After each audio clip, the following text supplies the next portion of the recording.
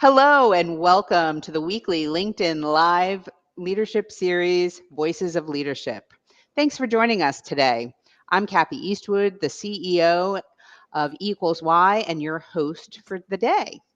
Each week, we explore the fascinating world of leadership, featuring voices from various generations, industries, functions, and backgrounds. A team's job is to deliver business results.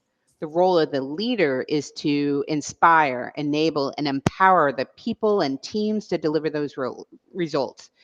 And there's a repeatable formula for this.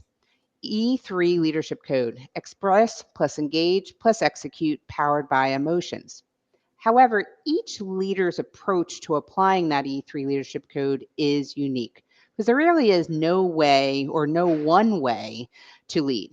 And that's why we love to have this series so we can introduce to you different leaders, different styles, and figure out what helps them succeed. So this is an interactive session, so please feel free to, in the chat, let us know where you're dialing in from today. Feel free to share your LinkedIn profile if you'd like and network with others on the call. And most importantly, ask us questions. Myself and my guest today would love to really tailor this towards you and what you're focused on. So with that, let me introduce you to our guest today. Um, we're going to really talk about something that you don't hear a lot about in leadership. What do you do when doing the right thing feels like the harder choice? And when you think about it in customer success and really any leadership role, we're constantly balancing growth targets, renewals, and performance metrics with something deeper: our values. That's why I'm so excited to welcome today's guest, Stephen Fulkerson, Vice President of Customer Success Research at TSIA. Stephen has built and led multiple customer success organizations and now advises top tech companies on how to drive outcomes without compromising trust. He also serves as a commanding officer in the U.S. Navy Reserve. He also, and this is, we're going to get into this a lot, but he had a recent article on ethical dilemmas in customer success, and that really hit home with me. So I knew we needed to bring this conversation to the Voices of Leadership community, because it's not just about hitting the number, it's about how you get there and how your team learns to lead when you're not in the room. So I asked Stephen right before we got started, what would you love from this conversation today? And he shared with me he loved the idea that we're bringing ethics into leadership and having this conversation. So Stephen, thank you so much for joining me. I've talked a lot now, so let me turn it over to you. And can you share with our audience your journey? What shaped your approach to leadership, and tell us about the ethics and how that became such a big Yeah. core part of your Well, lens. thank you, Kathy. So first off, thank you for having me on your show and getting a chance to connect with you and all of your interested parties. I'm really excited to be here today. So thank you. So, my journey has been much like, a lot of people. It's been a long one, but it started at a young age. Um, when I was 13 years old, I grew up in Central Missouri and I worked in a grocery store. And the manager pulled me in the back and said, "I want you to learn how to be a butcher." Well, that's where the phone was. And every time the phone would ring, he would look at me and he would say, "Customer service starts on the first ring." And Mm. I mean, I was 13 and I still remember that. So to this day, my journey has always been, how do we think about taking care of people expeditiously? So my journey has been professional in the tech sector. I've been, in technology for over 30 years, and I've been in the military and serving in that capacity as well. And there's such great leadership that you will learn from being in the military. And then there's such great leadership when you work with really great people that you'll get exposed to. But my exposure and my experience has been based off both good and bad. I've had my fill of horrible leaders, and I take note. Okay, don't be like that person. Don't say and do these things. When I'm in an opportunity to lead. Quietly watching what others say and do it, and then going, can I be like that? And I think as leaders, we're always trying to prepare the next generation. Good leaders do. And that's the military side. They're always constantly looking at us going, how are you preparing the next generation to lead behind you? Because you're not going to be in the seat forever. So what are you doing for succession? How are you teaching someone? So it's looking up, figuring out who do you look up to and say, I aspire to be more like that leader. And then who am I pulling up and going, who am I going to invest in? Who am I going to pour in? So those are some of the things that have helped shaped and mold, my areas of interest when it comes to leadership. I love it. And, it's funny. One of the exercises we do as part of the boot camp is actually who's the worst leader you've actually worked with? Because I agree with you. Sometimes you learn a tremendous amount from seeing the bad traits, right? And then, oh, and here's the good traits. Yeah, I definitely want to emulate the good traits. And how do I become more like that? So I love that you talk about those experiences and bring them into your leadership style. Stephen, we could go in so many different directions. And in fact, you and I have already scheduled another session because I definitely want to talk about your military career. And as a commanding officer, we've talked a lot. There's so much richness there too. But today we really chose that we were going to focus on customer success and bringing ethics into it. You talked about customer success starting with that first ring, right? And making sure that you're serving the customers. And at Equals Why, we talk a lot about the leadership profit chain that Ken Blanchard introduced, which is happy people plus happy customers equals great results. And we're often talking about people, and Mm-hmm. those in our leadership preview, our teams always want to be seen, heard, and valued. That's the same thing with customers, right? Right. When you think of customer success. Mm-hmm. And, just from your point of view, how do you think of the customer as the North Star and putting them as the center? Well, it goes back to that adage, treat others the way you want to be treated, right? So it goes back to when you look at the customer, and if you were in their shoes, how would you want to be treated? And there's an expression that I've heard years ago, and it stayed without me in leadership, is behind every complaint is a request. Mm, And when I hear that, I always think of customers. Whenever they're complaining, there's actually a request. And what are they asking for? And at TSIA, that's my job, right? When I hear customer success executives, CEOs, CCOs, CXOs, when I hear them complaining about something that's going on in their business, they're not complaining to me about TSIA. They're just complaining, hey, this isn't working in my company. How do I fix this? But they're not saying it. They're just complaining. So behind every complaint is a request. What are they asking for? And the way I approach customers is I first off, you got to listen. You got to have empathy, right? You got to listen to what they're saying and you got to have empathy. What is it? What's their pain point and how can I help resolve that? And I think as technology companies and service providers alike, whenever we're approaching our customers, it has to be from that standpoint. How can we help mitigate their issue, whether it's a technology problem, a process problem, a people problem? There's been many a days in leadership where a customer has been on the phone or a call like this with me, and they're not complaining about a technology or process failure. They're complaining about people, because a lot of times people, we cause problems. And it's just a good mind to sit and listen and let them get it out of their system because they're in a safe place, right? We're under NDA. We're not going to go around talking about it, but let them get that out of their system. And then we can start, once they've got that out of their system, then we can start figuring out how to help them. Are we talking about people, process, or tools? And then how can we potentially help them? Is there a framework issue? Is there a process issue? Is there a technology issue? Or is there a leadership training? At the beginning, Kathy, you were asking what kind of formed my interest in ethics, and I failed to talk about that. One of the things that I had to do is in the Navy Reserve is I had to go through the U.S. Naval War College to get a master's in national security and strategic studies. But I did a dual program and I got a master's certificate in ethics and emerging military technologies.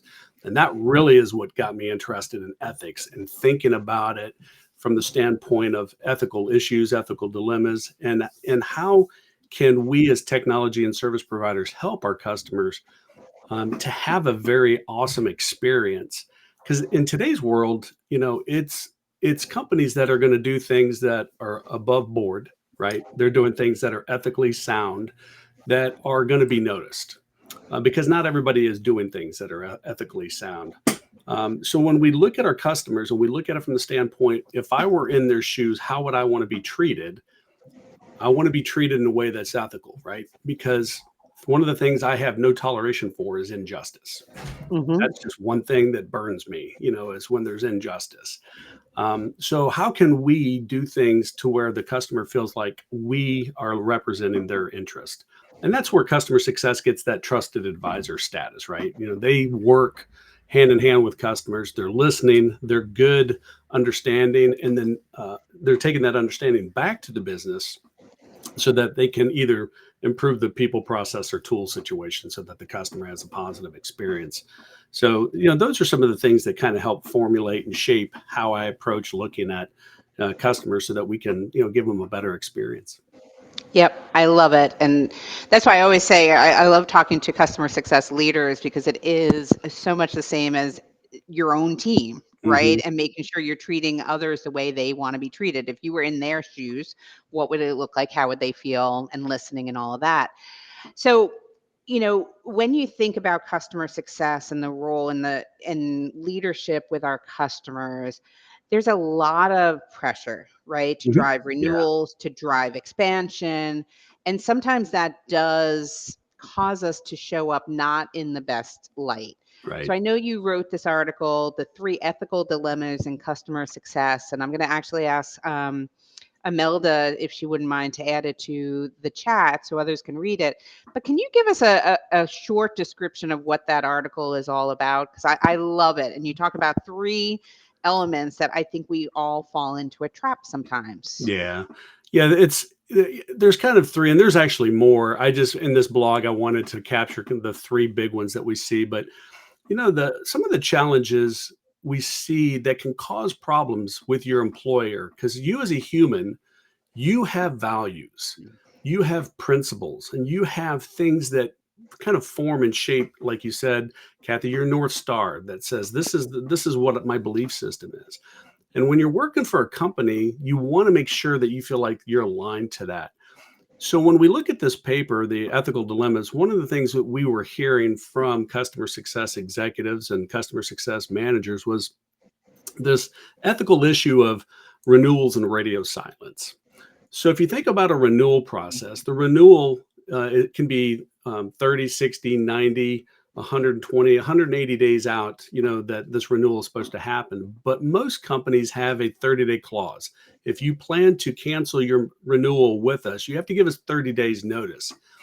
We started hearing in the industry about, hey, there's some issues because my company will go radio silent, and we're being told to go radio silent. This is a troubled account. They haven't got good value from us. They're not happy. But instead of reminding them and alerting them that their renewal's coming up, we're going to stop talking to them and hope that they forget that their 30-day clause is about to hit, and they go radio silent. The customer is not aware it's coming. They're trying to get responses from them and nobody's answering. And it's because they want that automatic renewal to kick in. Well, now we just renewed because we've let this customer fall into an automatic renewal. They have to stay with us. We are not set up for a win-win. That is a short-term game, but a long-term loss. The customer is going to find themselves in a situation where they're going to have to legally renew with you, but they're not getting good value. So that's not going to create a positive customer experience. So the ethical dilemmas are this.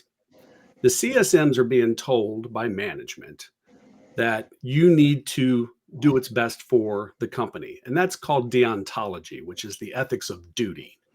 That was, created by Aristotle back in the day. Excuse me, that was ethics of virtue.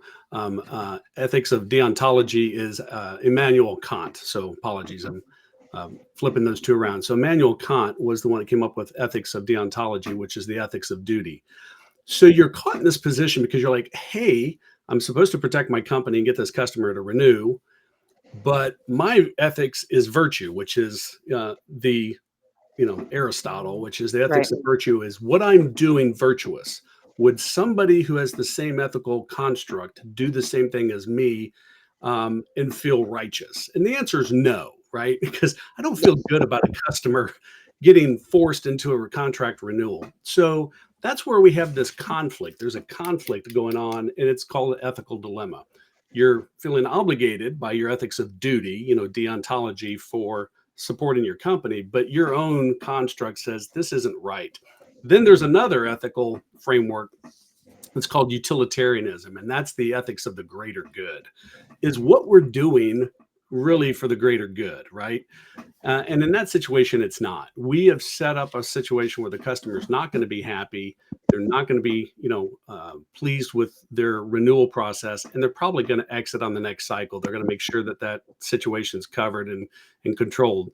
So, that's number one that we see, in the ethical dilemmas. There's a couple more, but I want to pause there and see if we have any questions coming in from the group, or and see if you have any comments or Oh questions. yeah, I have a ton, as you can imagine, because I mean, this is a common struggle, right? And Right. so when you think about it, because I look at it as not only, so yes, maybe they'll renew for another Mhm. month, but you can Right. guarantee that as soon as they figure it out, they're going to cancel.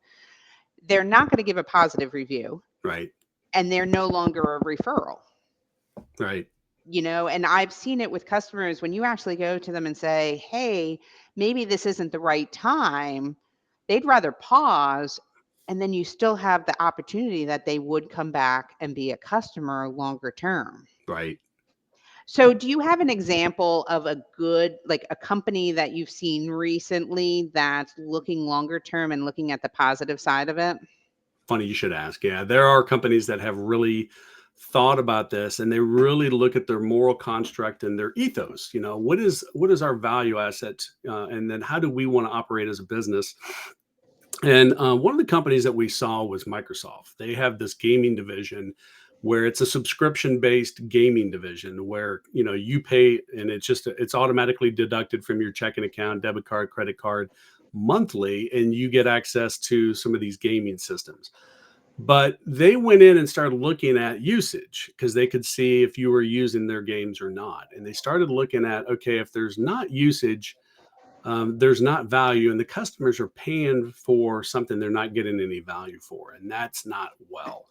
So they have a system process set up that if you're not and you have not used this technology of theirs within a year, that they will automatically disenroll you and stop payments. Well, I mean, you get a lot of credos and credit, for Microsoft for thinking of the best interest. So we think that that's a really value story, and one that could be replicated and duplicated by many technology providers out there. If you have customers that are paying for something they're not using and getting any value, why do you continue to charge them? That is not good business. Yeah, and you and I are even talking, like, imagine you were proactive even earlier, right? So, Mhm. hey, and I think that's where good customer success and good experience and good leadership comes into play. It really should be focused first and foremost, are you getting value, Right. right? Thinking about how do you onboard your people and your customers? How do you make sure you understand what do they want to get out of it? And how do you continue to serve? Because renewal should not be, or usage shouldn't be something that becomes an ethical dilemma, right? Yeah, and then there's so many other examples. We've got another example, Kathy, that I think you'll appreciate is it's the shame game. Now we heard about this at TSIA, and then we became a victim to it, which is uh, product management thought it would be really wise, and I get it because we go back to the ethics of duty, deontology. They thought it would be good to say, okay, hey, what if we put a banner up in people's applications so that when they're delinquent or soon to be delinquent, a flash will show up and it'll scroll across the screen going, you have unpaid invoices. And we're like, really? Is that really happening? And then it happened to us. We have an enterprise system, and I logged in one day, and all of a sudden I get this banner going across my screen going, your company is delinquent. You have delinquent invoices. Please pay your invoices. And I'm like, I'm not even the accounting guy. Why is that coming up on my Mm, screen? This is a horrible customer experience for me. And TSIA is a very value, based, ethical based company. And we were like, holy cow, why would we be in this situation? Long story short, everybody in management's running behind the scenes to make sure that this, has been resolved. It has. We've paid our bill, and it's a known defect in the system. But think about it from this standpoint. That product manager It was doing deontology, the ethics of duty. I'm going to do something that's going to help my company. But when you look at utilitarianism, the ethics of the greater good, did I have a great experience as a customer? Absolutely not. It was a shame game, a red banner, which is red, bad. You haven't paid your invoices. What could we have done Mm, differently? Well, maybe we could have sent it to the people that it mattered to, the executive sponsor, the business owner, uh, the budget owner that has to pay the bill versus the entire company. So those are situations where we as customer success, we have to be looking at the things that product management is doing in the technology or for the company and ask, is this really good for the customer? Because we could potentially set ourselves up for a horrible customer experience. yeah. Yeah, it's a great example, and um, we don't always think about it and Yeah. realize it of what's going on. And I think the other side of it is we don't know what's going on with the customer, right? So I often talk about this as leadership when someone shows up not the way you'd want them to. Same thing with a customer. I'm sure they don't want to be delinquent. They didn't mean to. So A, they may not know that Yeah. there's a bill. Or B, they might have something else going on. So if you approach them and say, "Hey, is everything okay? Are you Right. aware that you have this due?" Then people feel a lot better and they feel like you have their best interests at heart rather than trying to, like you say, shame them Yeah, into it. what if the person that owns that budgetary responsibility had a death in the family or they were in an accident and you had limited resources? Then you'd feel horrible as a company shaming them. Enterprise broadcast, that would just be a horrible situation. They've since discontinued it. That company got a lot of negative feedback from everybody, including us, and they've since discontinued that action. Yeah. I it's interesting. So you had a third one as well. So we've had there's the shaming we talked about. It was the duty versus the Yeah. value, right, of not automatically renewing. So what's Yeah, the the third third one one? has to do with overselling. I mean, we got to look at the today's economy, right? Discretionary funds are out the window. Private equity companies, venture capital companies, they're looking at every dollar being spent, going, is this a value add? And customer success and sales and other departments are being pressured, to sell, sell, sell, sell. Whether it's selling more licenses, selling more services, things of that nature.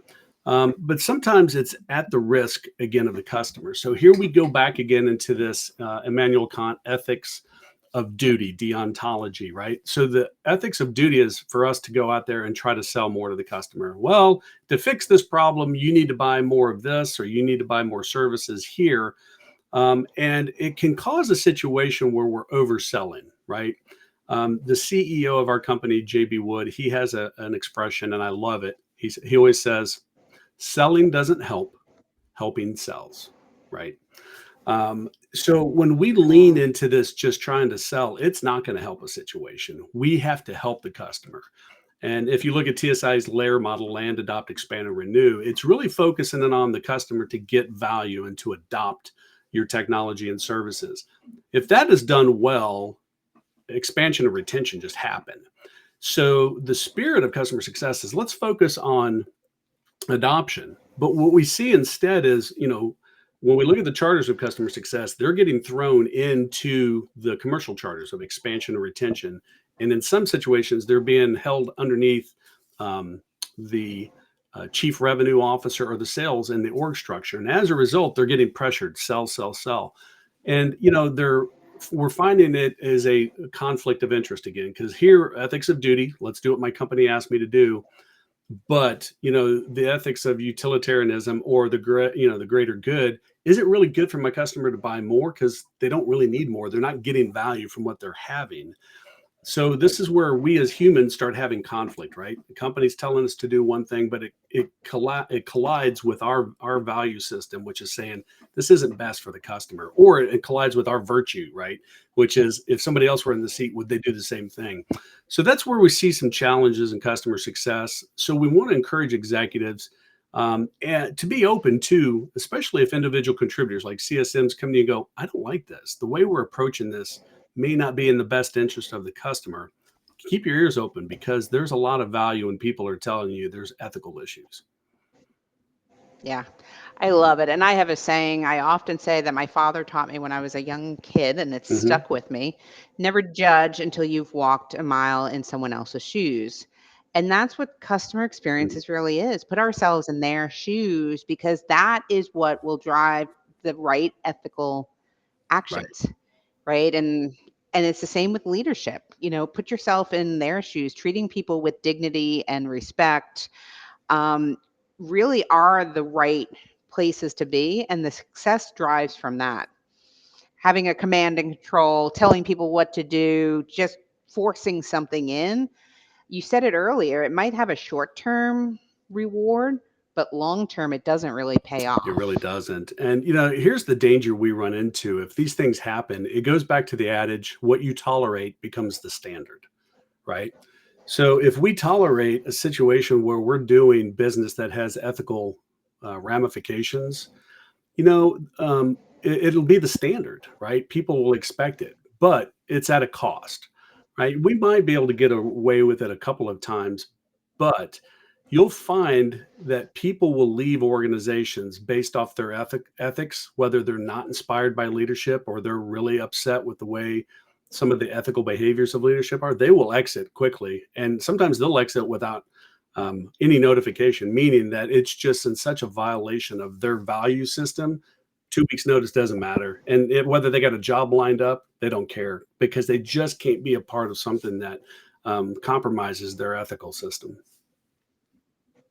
Yeah, we're getting lots of good insights and agreements for with everything that you're saying because some people say, well, people won't renew because the product's not good enough, right? That says we need to always be thinking like the customer. What's going to bring value to them?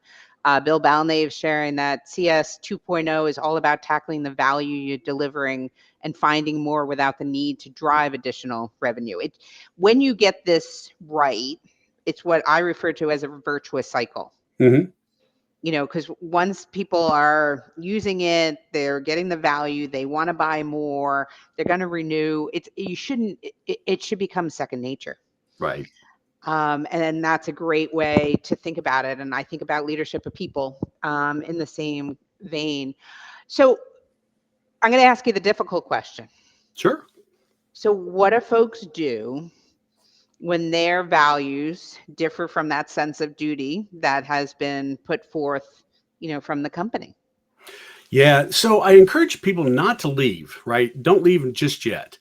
First off, bring the situation to the management team. Give them a chance to hear it from your perspective, because not everybody may have been raised in the same way. Some people don't come from a background that has ethics being taught to them, or they didn't come up in a family and weren't raised in a family that had conversations.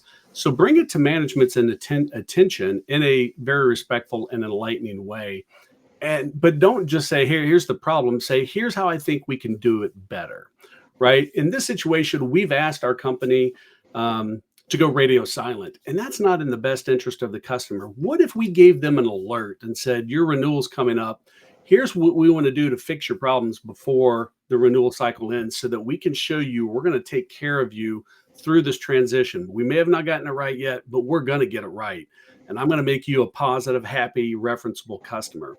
Or maybe we stop selling, overselling. Sure, that is what the company needs. We need more revenue. But what if we double dip and we double click on making sure they get more value? Because if they're getting more value, they're going to stay with us.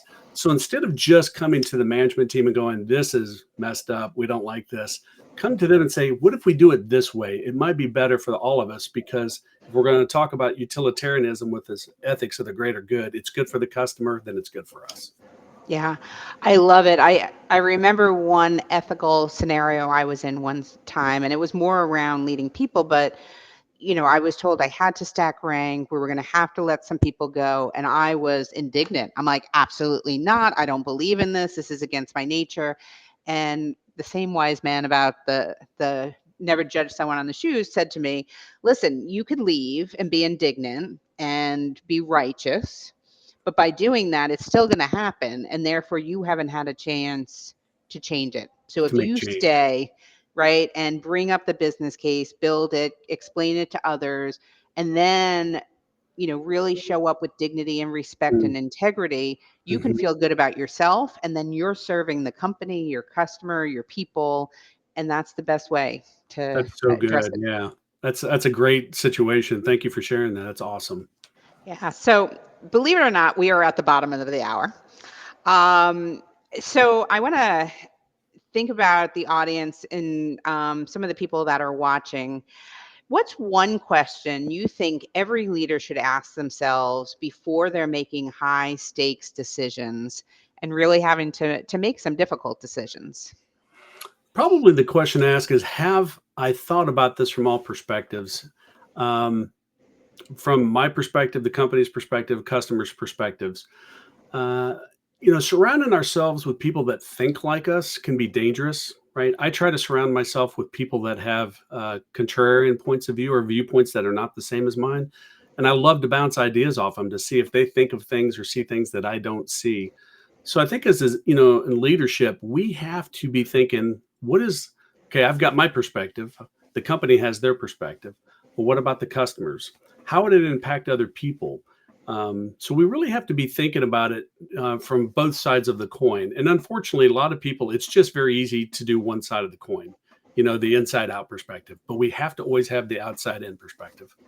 Yeah, I love it. And you know, talking to you, and we're going to dig into a lot, I know, the next time we get on about sharing with people your values, your point of view, where you're coming from. At E equals Y, we talk about the E3 leadership profile. Hmm. This all starts with knowing yourself, Hmm. right? And then sharing that with others so that people understand when you're pushing back, well, I have good intent. This is why. And I think that really helps drive people in making the right decisions and staying true to who they are. So Absolutely. I love it. Stephen, just we've mentioned TSIA quite a bit. Do you want to do you give everyone, 2 minutes or a minute even on what you guys, some of the services you provide at TSIA?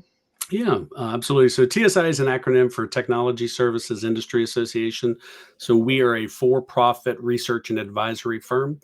So what we do is we benchmark our customers and we look at how they perform in various areas of research, customer success, support services, professional services, educational services, sales. So we look at all of these things and we use that data plus supplementary research that we do to provide insights back to our members so that they can make informed decisions using the intelligence and the research that we've provided. The idea is to make sure that your uh, uninformed decision doesn't cost your company millions of dollars, wasted time, as well as the research that we can provide. You can hit the ground running faster because we've built all these frameworks, many that you've heard of, like LAIR, Land, Adopt, Yeah, Expand, and Renew. That was coined by TSIA.